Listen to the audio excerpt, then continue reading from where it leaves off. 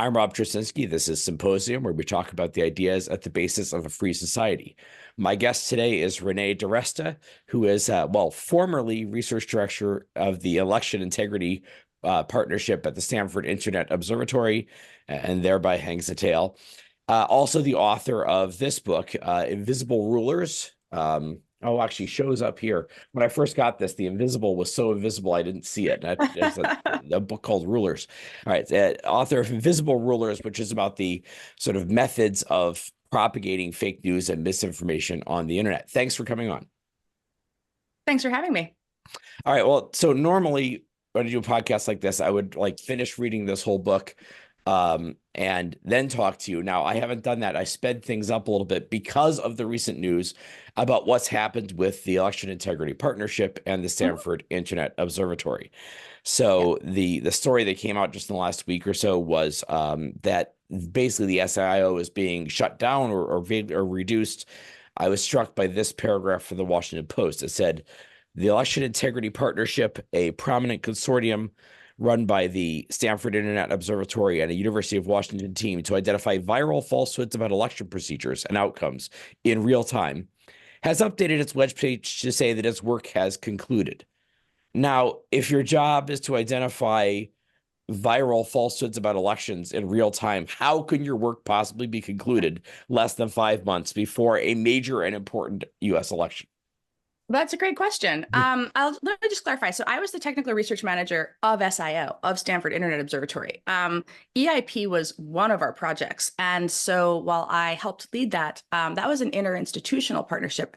Excuse me, summer cold. So let me maybe give take a little step back. So SIO did a whole bunch of different things, or does, I guess, that is sort of in flux, I guess. But when I was there, we had what we called kind of 4 buckets of work. We had trust and safety. So that's, it's kind of professionalizing a field that focuses on things like individual harms on the internet, what happens, brigading and harassment, pro-anorexia content, psychological cyberbullying, basically. Cyberbullying. Yeah. So trust and safety tends to fall into that realm. Spam and scams kind of go into that bucket too. And what we had was we wanted to really create a curriculum around this, since we are a research, or Stanford is a research institution. And so the curriculum involved teaching, a peer-reviewed journal. There's a big conference still happening in September. So that was kind of bucket 1. Bucket 2 was information integrity. And that was a lot of the work that I did was actually on state actors.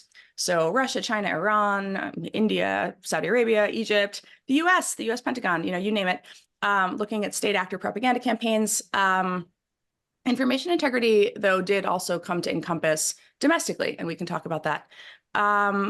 Bucket 3 was emerging tech. Just how do we think about new technology like generative AI? Because what happens is when you have a shift in policies or technologies in one, it affects the whole system. You have to think about it as a complex system, right?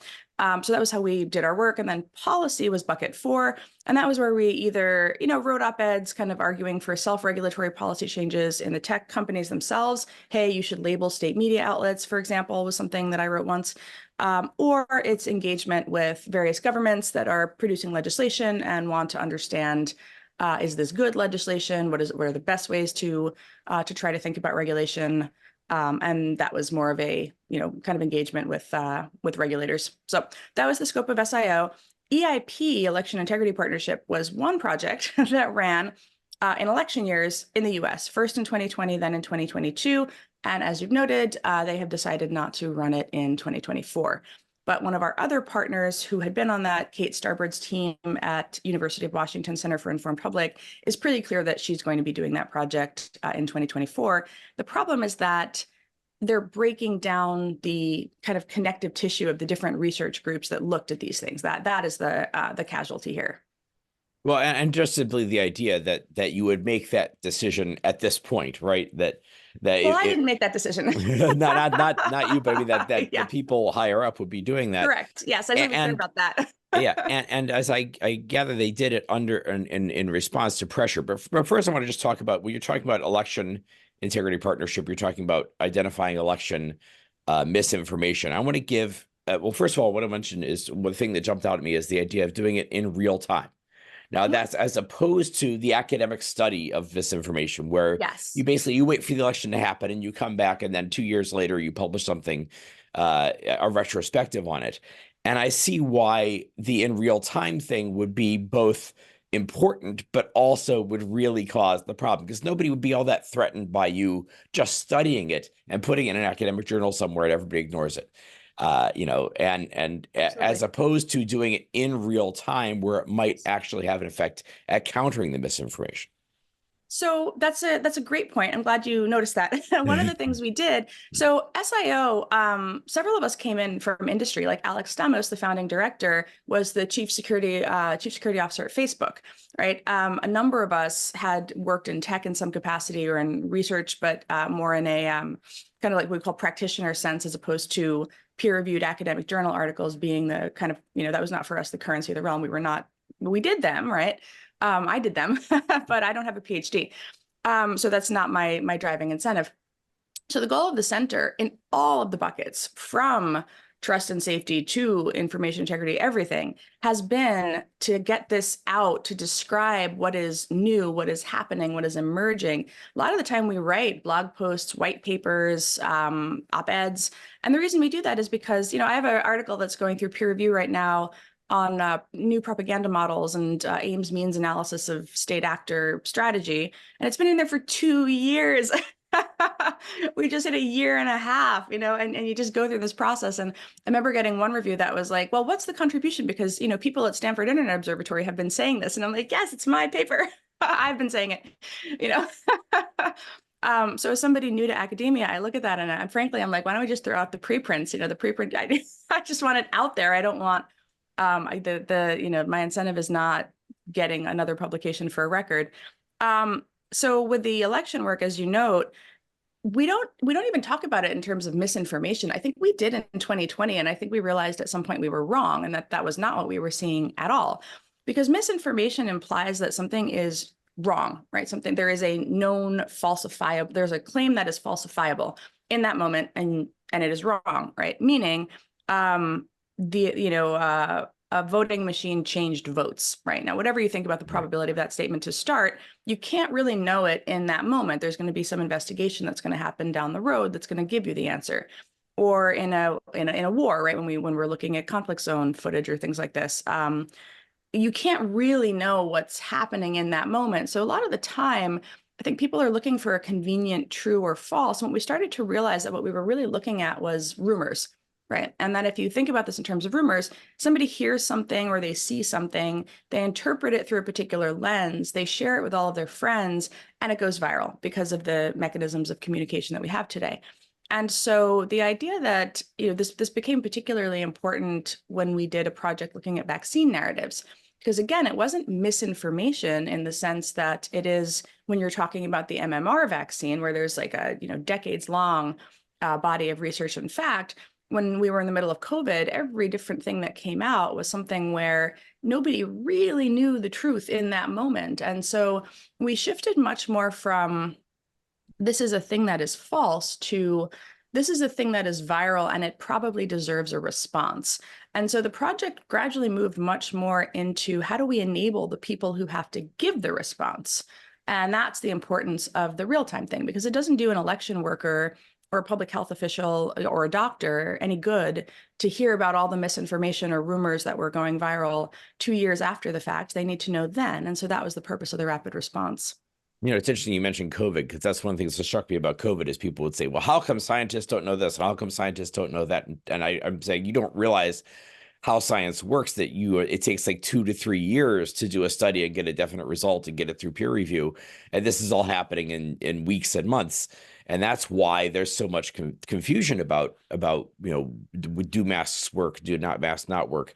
All that sort of thing is that the time scale of normal scientific practice is much longer than the actual need that we have for it. And I think something happens similarly in elections, that the time scale of, reporting and studying and figuring out what the actual evidence is on something is longer, is much faster than the rumor mill that has that kind of impact. So I want to just talk about what examples of specific things is, it's easy for somebody to say, oh, you're picking these sort of marginal cases and you're making these judgment calls.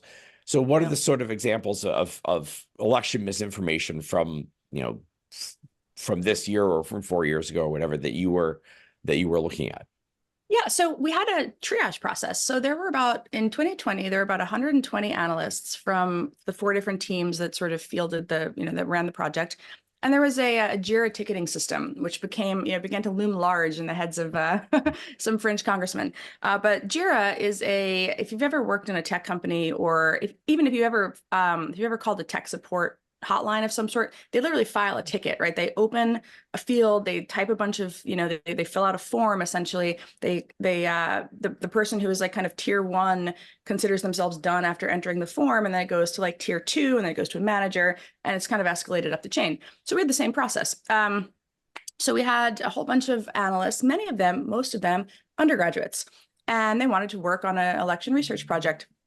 And so they would enter rumors that they began to see. We had a very narrow scope. I think I should emphasize that. It was things related to the procedures of voting. So somebody telling you vote on Wednesday, not on Tuesday, or somebody, a meme that had, the wrong, like a visual image that had the wrong like last day of mail-in balloting, which funny enough, like Hillary Clinton posted at one point, or vote by text, I think was one of them as well. By text, that yes, that one became a whole court case, from when that happened in 2016. So it was the procedural stuff. You also saw things like people creating Twitter accounts pretending to be poll workers, right? Saying things about polling places. And so that also kind of falls into the realm of like fraud. Then there was the stuff related to delegitimization. That was the other big bucket. And these were claims that implied or explicitly said that the election was going to be stolen. Oftentimes in 2020, these were related to things like mail-in ballots, right? And but there were also others, like voting machines secretly changing votes. We got into the weird stuff, CIA supercomputers changing votes, Sharpie markers being given to people, for nefarious purposes to make it so the machines didn't read their votes. So that was the scope. So even though the big stories of that election year were like Hunter Biden's laptop, like we had nothing to do with that. We paid absolutely no attention to it. It was not in scope in our narrow work. So you have these students, they create these tickets. The tickets are then escalated, usually to graduate students, PhDs, me. I was one of the tier 2 analysts. That was my role in the project most of the time. And then those people would decide whether this was something that merited deeper research. So oftentimes it kind of really wasn't. Oftentimes it was just, okay, noted, this claim is making the rounds, but it has 6 engagements. It checks the boxes, but it doesn't actually matter right now. And then if something did matter, though, if something was showing signs of, starting to hit a threshold, like velocity was increasing of shares and things like this, then it would go up to a manager, and the manager would decide whether or not it needed to be routed to a partner of some sort. And a partner meant either one of the state and local election officials, who could also send in tips. So most of the things the analysts found, but state and local election officials could send in tips like, hey, there's this account saying it's a poll worker in Pennsylvania. Can you look at it, right? And then we would just respond back, ticket closed, nothing to do here. Or, hey, this story about Sharpie markers in Arizona, this is going to be a big deal. You guys need to say something about that, right? On the flip side, the other side of the, kind of partner sphere, you had civil society organizations. So that might be a rumor specific to the Black community, might merit an engagement with a civil society organization serving the Black community. Or in the cases of some things that sort of like fraud, particularly accounts pretending to be poll workers, that kind of thing we could just flag for a big tech company and just say, hey, take a look, right?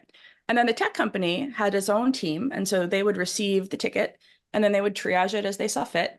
And at the end of the project, we had this interesting data set of, gosh, I don't remember off the top of my head how many, but maybe about 1,000 tickets gathered from August to November. We did stop after Election Day and started to do the sort of post-processing and intercoder reliability, because this is an academic enterprise, and then of course January 6th happened, and so the sort of tone of the final report did reflect the sort of implications of what had happened. Yeah, I think you didn't. That's a case where you don't stop at election day because the whole process has not stopped, right? It Yeah, kept well, going. I mean, we thought, right? We had in December, we had started the intercoder reliability process, which was literally asking, does everybody agree that these tickets were actually in scope? Because it's one thing for a student to tag something and in sort of the heat of a triage process on a busy day, for it to just kind of like get moved through. And so this was basically saying, do we agree with our initial assessments that these were in fact in scope? The answer for the most part was yes. Do we agree with how they were classified? Are these delegitimization versus procedural tickets? Yes, we do. Okay, great. So we did a fair bit of processing, and then the part that became infamous was we took the top, kind of viral, wildly viral. When I say there was nothing remotely censored about these, everybody saw these stories. It was things like Sharpie markers in Arizona, Dominion voting machines, which of course leads to a massive case for Fox, Hammer and Scorecard, the sort of CIA supercomputer was changing votes nonsense that wound up on Steve Bannon, that Sydney, gosh, what was her name? The Kraken. Sidney Powell. Sidney Powell, there we go. Sidney Powell was pushing. I long for the day in which I will no longer be able to remember these names. Right. So Release the Kraken was in there, and we added that. We did a search, so we had access at the time to the to Twitter's to Twitter data sets, as Twitter's data and Firehose in some cases, as academics did. And we just searched for the terms connected to these big overarching narratives, and we added them up in December, and we got to 22 million tweets. So we had found that about 22 million tweets went by with these wildly viral narratives, which was then, that number was cherry picked out of our final report and reframed as we had censored 22 million tweets, which, to be clear, would have been the entirety of all of these stories that I think anybody vaguely paying attention in 2020 is very, very well aware of. Right. It's 22 million tweets happened, and then you're being accused of censoring it and suppressing it. It's, how do you, if there were 22 million of them, how effective were you at censoring them? But that leads me to the thing that I think is really kind of appropriate, that in a way there's like a poetic justice to it or something, where a literary symmetry to it, that as a student of or somebody studying and trying to answer innuendo and conspiracy theories, that you become then the object of innuendo and a conspiracy theory. And you just had a piece in the Atlantic about being CIA Renee. Yes. Yes, indeed. So we finished our work and we wrote our final report. It's called The Long Fuse. We released it in March of 2021. And, we submitted testimony to the January 6th committee in the form of just the sort of academic summaries of what had happened. We actually started writing then the academic paper versions of the stuff that we had done in real time. Now we were like, okay, we have a data set, we have time to analyze. I think we had 4 or 5 academic papers kind of come out of the project. And we honestly really didn't think very much of it until we moved on to other things. We have many, many other areas of research. Child safety, of course, is a huge time-consuming thing for us. But what winds up happening is in August of 2022, this blog that calls itself the Foundation for Freedom Online starts writing that we were part of a vast cabal colluding with DHS to That's the Department of Homeland Security. The Department of Homeland Security to censor right-wing populist speech, specifically the speech of Trump supporters. And it originally starts off with they censored the election, but then gradually it evolves into this is how they stole the election. So as all of the court cases are finding that there was no theft, they needed to kind of keep up this nonsense narrative of, victimhood and theft and the steal and all this other stuff. And so they kind of pointed that lens at us. And because we had written, again, many of the after action analysis was when you look at inflection in virality, right? We're looking at who are the accounts, what are the accounts that create that moment where it goes from being linear to being exponential, right? Who are the accounts that are incredibly pivotal in getting absolutely massive reach, as opposed to, like a slow linear build that you might see on a normal tweet, normal topic. And so in the analysis, we talk about the sort of 10 or so accounts that were repeatedly in the mix, that were repeatedly impactful in that process. And so we're talking about, the sort of Donald Trump, obviously, but accounts like Trump Jr., some of the sort of fringe right-wing blogs, Gateway Pundit, for example. And we're, again, chronicling after the fact and an analysis done in like January, who was impactful in making things go wildly viral. And then, of course, this blog is like, and these are the people they targeted, as if we had set out with a list of, names, and they're like, they put us on blacklists. It was just such bullshit. I mean, anybody who like has ever read anything, any kind of description of social science research, it's obvious. But beyond that, it was written for a relatively lay audience. It was written for policymakers. It was written for media. It was written for people who just needed to understand or wanted to understand what had happened. So, it became pretty clear pretty quickly that this was not an accidental misinterpretation. This was a bad faith attack. And then, of course, you get the right-wing media that is happy to launder bad faith attacks. And so you have the so-called Foundation for Freedom Online, which I think was one guy at the time. And it says on the bottom of the footer, like a project of Empower Us, which is a kind of a right-wing group that procures supposed whistleblowers for congressional committees and things. Some former employees of Chuck Grassley run it, if I'm not mistaken. And what you start to see is all of a sudden the calls and the blog posts are for investigations into us. When the Republicans flip the House in November, these people need to be investigated. They need to be, committees with subpoena power need to go after them. So it becomes clear pretty quickly that, you have your pseudo foundation, you're one guy with the blog with the word foundation on top. Then you have, Just the News comes in and John Solomon reports saying the Foundation for Freedom Online is saying that Stanford ran a vast censorship campaign. And then it just kind of goes from there. And then, this outlet cites that outlet, this outlet cites the next, and so on and so forth. And, the whole thing is off to the races pretty soon. Yeah. Yeah. And now the thing that and now of course what also happened is that people like Schellenberger and Michael Schellenberger and Matt Taibbi come in and also broadcast this out to their Substack news lists. Yes. And I just want to, I'll leave you out of this, but I just have a word I got to say about these guys because there's a sort of, what bugs me is there's a sort of enemy, the enemy of my enemy is my friend kind of thinking that allows these guys to flourish, because these are both guys who were like left-wing people. Michael Schellenberger used to be like a PR shill for Hugo Chavez. Yes. And Matt Taibbi was like the guy with the spiked bat going after capitalism 10, 20 years ago. And then for various reasons, they become unwelcome in some ways. I think Matt Taibbi got caught up in the whole Me Too thing, which anybody who followed him knew that was going to happen at some point.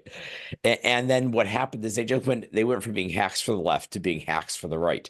But there is that enemy, the enemy by enemy is my friend thinking that anybody, if you're on the right, then this guy flips over. And he was a terrible hack. Russell Brand is the latest guy to do this. He was a terrible hack when he was on the left, and now he's a terrible hack on our side. But that's good because he's on our side now. And that's what bothers me is that that attempt, that desire to sort of welcome anybody who's just because he's quote unquote on your side. And have no standards at all for journalistic integrity or anything like that. So these are among the people really broadcasting this on the in the right wing sphere. So I want to back up a little bit and talk a little bit about the bigger questions here about misinformation. What is misinformation? How does it spread? So one of the things I want to ask is, first of all, how do you determine what is misinformation? I mean, how do you differentiate that from simply, dubious claims or things that are debatable? Like somebody brought up the lab leak hypothesis. Now, there was, by the way, there was something in the Free Press. There was somebody who's an intern for the Free Press, Barry Weiss's new thing that sort of, I don't know. I find it sort of it tries to make the kookier right-wing claims seem reasonable. So there's an intern there who apparently used to be an intern at the Stanford Internet Observatory, saying things like, oh, well, we were flagging things like, and she doesn't mention any of the cases you mentioned. She says we were flagging things like Hunter Biden's laptop, which I'm Not not true. even, which is not No, even no, it's sure is just not true. true. It's objectively not true. I saw that article also. She also says that something about the COVID lab leak hypothesis, Right. also not true. She wasn't an intern with us in 2020, so she wouldn't have known whether we, so she wasn't an intern with us in 2021 either. She was an intern in 2022.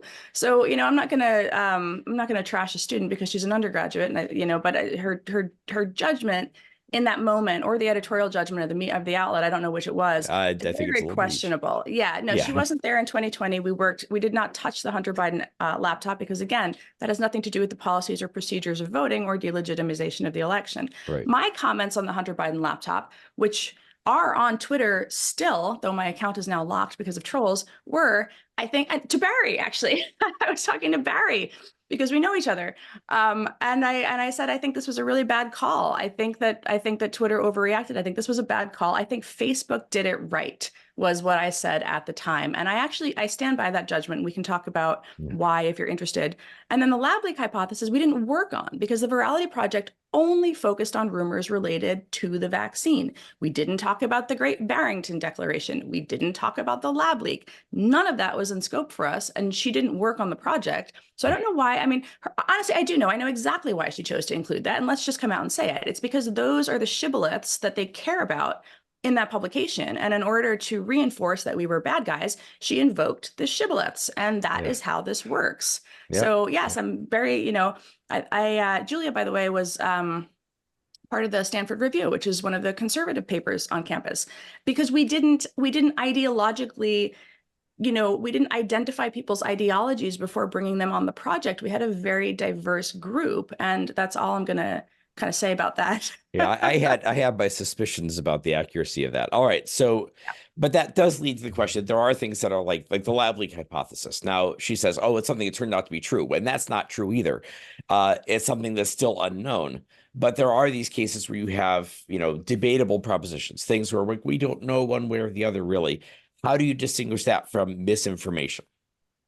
So I think that they did a bad job of it, totally candidly. Like Facebook's policies on that, I thought were bad. I think it's really important to maybe clarify that we work with platforms as collaboratively as we need to because we believe that that is the best way to have the best possible information environment, meaning when we see things, we want to have an open channel of communication with them. This does not mean that we are rubber stamps telling them how great their policies are. If anything, we are regularly critiquing them. So and this is kind of what I was alluding to, we have never been a big misinformation shop.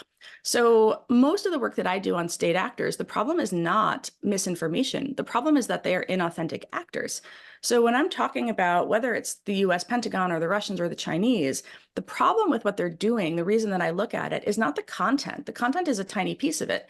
It's a propaganda campaign. I have hated the word misinformation for so long, and that is why I don't want to be put in the position of defending it.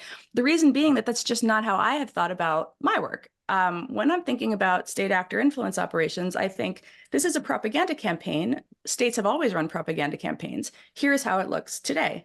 When we did the work on COVID or the Virality Project, like I said, we started off in 2020 with that idea that it would be misinformation, and quickly realized that most of what was going to go viral was not going to be misinformation in the sense of something that was true or false. The rumors that were most impactful during COVID, during the vaccine, that were in scope for us were the ones where it was people saying a friend of a friend had a bad reaction. I had a bad reaction. Oftentimes it was a friend of a friend. Very rarely was it in the first person. Or a real event that happened, a nurse fainted, and then the conspiracy theory that results, which is she's dead. Her hospital's concealing it. She died, that kind of stuff. And so in those the one cases, thing I've noticed on this is there was a Twitter feed that I never followed, but somehow now I get their stuff all thrown at me all the time whenever I go on Twitter. If I have a feeling that has to do with the new management, but one called "Died Suddenly." And literally yes, anytime, and it's this totally ghoulish thing that anytime some relatively young person dies suddenly, they publish it as, oh, he was vaxxed and therefore he died suddenly. Now, the ghoulish thing about it is it turns out, 90% of the time it's like congenital heart defect. long-term drug addict. There's some actual reason for it, and there are real people who are mourning the death of this person. But this Yeah. count sort of ghoulishly jumps on that, and it's not that it's wrong, a wrong fact that the person died. It's the innuendo of the Yes. causation. And that's why I think misinformation is a horrible frame for thinking about this stuff, because that's just per your point. I saw a few of those go by that were, kind of self-inflicted, right? I mean, this is and what they do is then they congratulate themselves for their superior knowledge. They're not vaccinated. And then they use this person's death, even in cases of suicide, as a means of drawing more attention to them. They barrage the person's family, demanding to know if they're vaxxed. I mean, it's absolutely ghoulish. And so in those situations, the died suddenly thing started a little bit later. That was because the name of it is actually the name of a documentary, and it's put out by a sort of longtime conspiracy theorist. I don't really even want to invoke his name; you'll get trolled. Right. But that's that's the sort of story behind that. So they're, again, it's also kind of like content marketing for their own stuff, right? They have their own content that they want people to see. And a lot of these things, particularly in the anti-vaccine movement, lead to somebody who wants to sell you a supplement, or they want to sell you, a magical cure. They're going to do a telehealth consultation with you or whatever. So what we were doing, by the way, we put every single report during the Virality Project. We cataloged the most viral tweets of the week. It was less rapid response because, we just didn't have the staff for it, really. So we did it by week, and we posted every single one of those briefings in the week it came out to our website. And the reason we did that is because this Virality Project was run differently. We didn't have that kind of rapid response triage process with state and local election officials, state and local public health officials in that case. So what we did instead was we had a mailing list, and anybody could subscribe. And a lot of the people who subscribed, were for various public health officials around the country, and a group called This Is Our Shot. And what they wanted, these were frontline doctors, what they wanted was just to know what are the most viral rumors of the week, so that we can create counter content, so that we can counterspeak. And so overwhelmingly, the reason for surfacing the rumors was to help the physicians. And I have a paper in Annals of Internal Medicine about this, right? This is, again, real honest to God academic research, where what we were doing was we were basically saying, you guys need to know what's viral. We know what's viral. We know what's, what seems to be having impact. We can tell you, and you can create your counter content. And that was the scope of the project. And so you had different public health officials. We did not create counter messages. We're not equipped, candidly. We don't have the expertise to do that. But there were other groups in the network, again, this notion of partners, who were equipped to do that. And so they would connect, and we would listen to them. What are you guys saying about these things? So it was just a kind of an information sharing process. And we never said, this is true, this is false. We said, this is the viral thing of the week. And we did, if there was a fact check, if between Monday and Friday, like Monday when we logged the ticket, Friday when we wrote the report, the weekly report, we would link back and say, here's the latest fact check to have come out about that, just to try to create that awareness. Yeah. But I think misinformation generally is the wrong frame, because when people are expressing actual misinformation, like they're just accidentally wrong about something, you don't see them as entrenched, right? They're not like, this is not their entire identity. And what happens with a lot of the rumors or the propaganda content is like they're sharing it because that is their entire identity. And so it's just a very different dynamic. Yeah, they have a fixed idea, and they're sarcastic about for facts that would seemingly fit it. Exactly. So that what you talked about counter speech, I think that's really interesting, because the sort of the hysterical conspiracy theory version of this is that you're out there getting people banned, and you're trying to shut people down who are speaking. Now, I do think there's a question here about, how does the social, if you're a social media company decides to take down somebody's post, that's moderation. It's not censorship in the political sense. But I find it interesting that the emphasis you put on this idea of not so much on banning people or on blocking a tweet, but on enabling people to do counter speech by knowing what is out there, that what are the rumors and innuendos that need to be answered.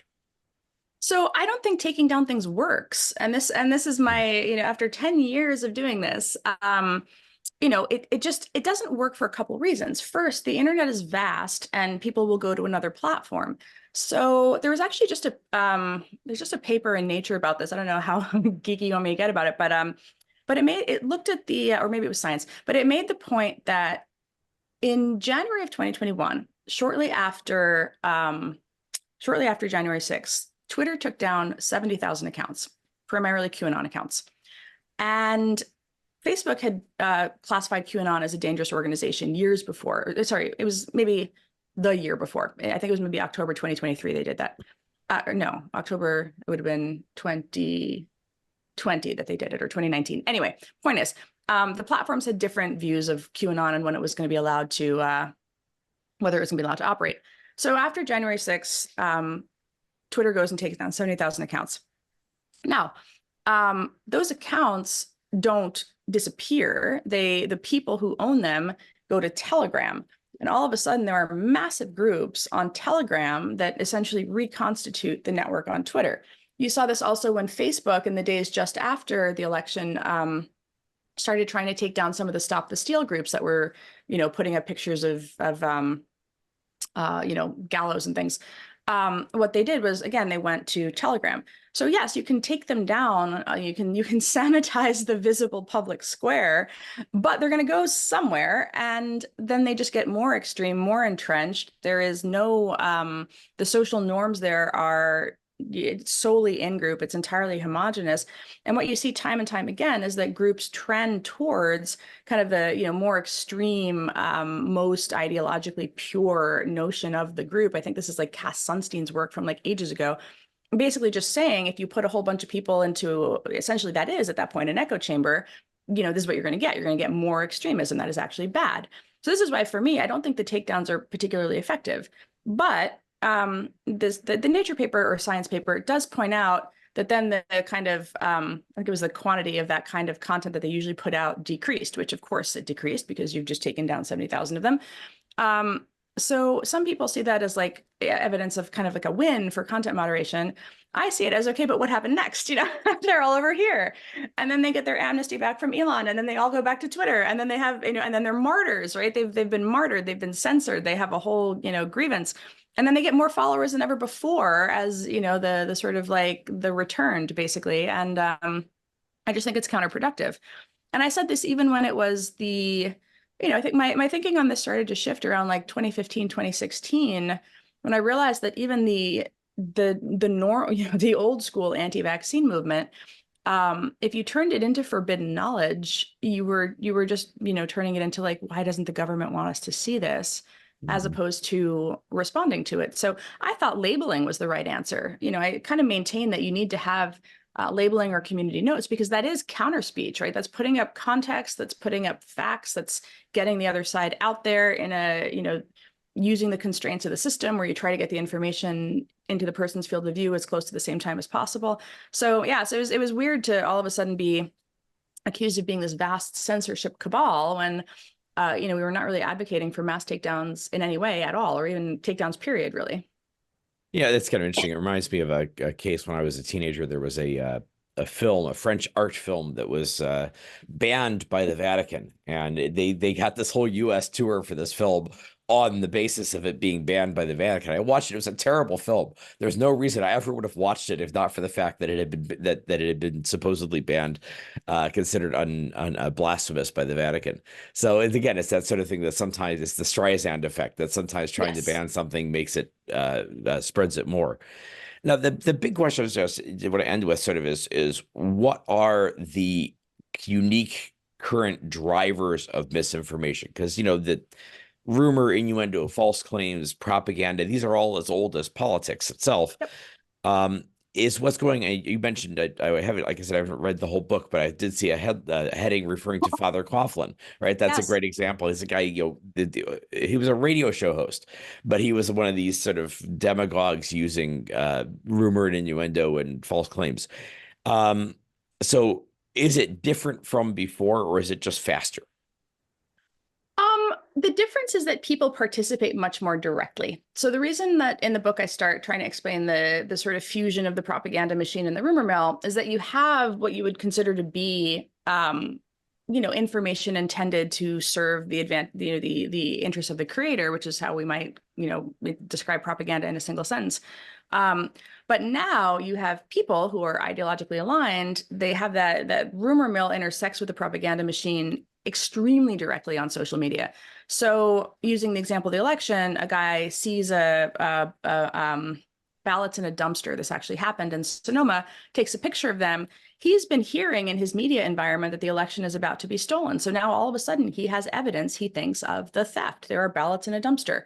And so he tags in, he doesn't just say, what is this, right? He's already decided what it is because he's sort of swimming in that environment. So he tags in his favorite right-wing media influencers and, and they boost it immediately, big if true. And of course, it turns out not to be true, right? These are 2018 ballots that have been properly disposed of after the number of years they have to keep them for. But you don't, the big if true guy isn't out there tweeting the fact check and the correction after the fact. So you have this rumor that just sort of percolates through the crowd. When it gets enough attention, the influencer picks it up and then works with the media. The media begins to write, right-wing media writes the articles about it, and then they have the article and then they go share the article again, right? So you just have this cycle where you have these two things that are in the same space, and the kind of participants themselves are shaping that narrative. And then the media is picking it up from the internet, as opposed to in the olden days where you would have the media would say a thing and then people would discuss it. Now the media reports on what the people are discussing. It's kind of flipped. So I talk about that quite a bit. And I like what you're saying is it used to be the media would report something and people would discuss it. And now the media reports. I mean, it's one of the things that it's my least favorite genre is the reporter who's embedded in Twitter, whose job is simply to say, here's what people are saying on social media. Right. This is the main character of the day. Yeah. It seems like the least reporting I've ever seen, because you're literally just passing on rumors that were on social media rather than actually gathering any facts. Right. And, the thing is, for a lot of the niche media, I think I use the term like media of one a little bit. It has like the trappings of media, but it's not an investigative team. It's a person doing commentary, and that's fine. Yeah. But in order to do commentary, they have to break through the noise, which means they have to appeal to a niche. So you get more and more of this content that is very much not oriented to the broad American public, which is what media used to have to do, right? You used to have to tell a story, to dig, and to report facts to the entirety of the country. Here, you do see the incentive of, we're just going to tell our people what they like and what they want to hear, because the more that we do that, the more likely they are to keep subscribing to us, because it makes them happy, or it makes them outraged. And if they're outraged, they have something to do, right? They can go yell at people on Twitter, and that's entertainment. So, yeah. What strikes me is, years ago, the guy who did Instapundit, used to, Glenn Reynolds, I think it was, had a book called An Army of Davids. And this is the idea. This is a David and Goliath thing. And we're going to have all these Davids, individual Davids, all these citizen journalists out there who are now going to be empowered to criticize the mainstream media. And I saw the appeal of that. I mean, sure. Media criticism is a long-standing genre on the right, and I've made my own contributions to it many times over the years. Yep. And there was, often has a reason. So, like, for example, the big event for that was Dan Rather and this story he put on in the air, a badly sourced, probably fake document about George W. Bush's military service. Yeah. And Dan Rather, one of the great giants of broadcast journalism, got fired because a bunch of bloggers, and infamously described as a bunch of guys sitting in their pajamas at 3 o'clock in the morning, figured out, they analyzed the document and came up with reasons why it was fake. So that was sort of the high point of that. Yeah. So you had this idea, these citizen journalists. But then what you're describing, I find is interesting, is that, old-fashioned propaganda was very much top down. It was, you got a bunch of guys at a state propaganda office coming up with the stuff and then ordering everybody to broadcast it. And now what you have is an army of propagandists instead of an army of Davids, right? You have, they've crowdsourced the job of doing propaganda. I spend a lot of time on that in the book. I wrote this essay in Noema that I'll send to you. You might like it for the show notes or whatever. Basically arguing this, right? You have a the goal for me when I set out to write the book was, I really appreciated Noam Chomsky's Manufacturing Consent from the standpoint of like, not because I appreciate the rest of his work, but that book, that book was very much, it was a guide to how a system of incentives leads to a certain type of outputs, right? Here are the sort of the 5 filters, he calls them, right? You have the media at the time is advertising funded. They have to create content that is going to appeal to advertisers. The advertisers want a particular type of audience who are going to see the ad. So they're also thinking about the end audience that they're writing for in terms of the advertiser. So he goes through these different filters and then lays out. And this is why what you see in the pages of the New York Times is actually propaganda. It's much more insidious because it's not officially labeled as such, but this is how you should think about that. And he was really interesting because he, in his later years, where he's talking about the internet also, he's saying, I didn't intend that to be don't trust the media. It was be an informed consumer of the media. And so my goal with the book was to say, like, that study of propaganda in a particular information ecosystem was written in the 1980s. And I felt like it had been inverted. I felt like what I was seeing in my own work was that it had been inverted. And I wanted to write about what this system of incentives got us. And that was really the goal of the project. How do we think about propaganda today? Who has the power to propagandize? And what are the mechanics by which that happens? Yeah, and the other aspect of this I find interesting is that we sort of tend to talk about propaganda as being on the supply side. So much, who's creating the propaganda? Why do they want to do it? What are their purposes? And I also think, though, that what the internet age has showed us is we also think about propaganda on the demand side, that there are people who want to be propagandized. Yeah, and there's it's funny you mentioned Schellenberger and his past links to being Hugo Chavez's PR guy, because the title "Invisible Rulers" refers to some phrase by Edward Bernays, who was the father of modern PR, who makes the argument throughout the entire book. Bernays's book Propaganda is, at the time they didn't use the term quite in the pejorative way that we use it now, right? This was in the 1920s. This was pre-World War II. Propaganda, the tone starts to shift, but originally the meaning is, information that you must propagate. That's the sort of Catholic Church definition, right, to propagate the faith, to propagate the one true faith, of course, and what you see happen with with what Bernays is talking about as invisible rulers is that you can just as easily sell a product as an ideology, that the means of persuasion is largely the same. The appeals to identity are largely the same. And so there's this interesting, the book Propaganda spends as much time talking about, how you sell a thing to somebody, how business PR should be conducted, as who a politician should hire to, to really be the sort of power behind him. And so when I look at what's happening today, the influencers are a really interesting figure because they can and do sell you, everything from, your wellness supplements to your, to your passionate commitment to Robert F. Kennedy Jr., right? And so you have that, that's happening in the same place, and it's happening from people who you do have a trusted relationship with, and you do feel like that influencer. So I just wanted to talk a little bit about that shift. The rise of newsletters is interesting too, again, because you have people who are subscribing to people who they like, and they're investing as patrons in that person, and so you see audience capture happen in some cases too, right? This is my audience. I think Matt Taibbi and maybe it was I hope I don't butcher his pronunciation, like Zaid Jilani, had kind of a back and forth where he was saying, just say it. You don't criticize the right anymore because that's where your audience comes from. It's, just be honest about it, right? So you do see that shift start to happen with niche audiences and audience capture too. Yeah, it's sort of people ordering up bespoke propaganda. Yep. Yeah. So the last thing I want to end with, because this all gets wrapped up in debates about free speech, and now we talk about how social media platforms moderating content is not a violation of the First Amendment. That First Amendment limits government. It doesn't limit you from moderating a platform that you run and control.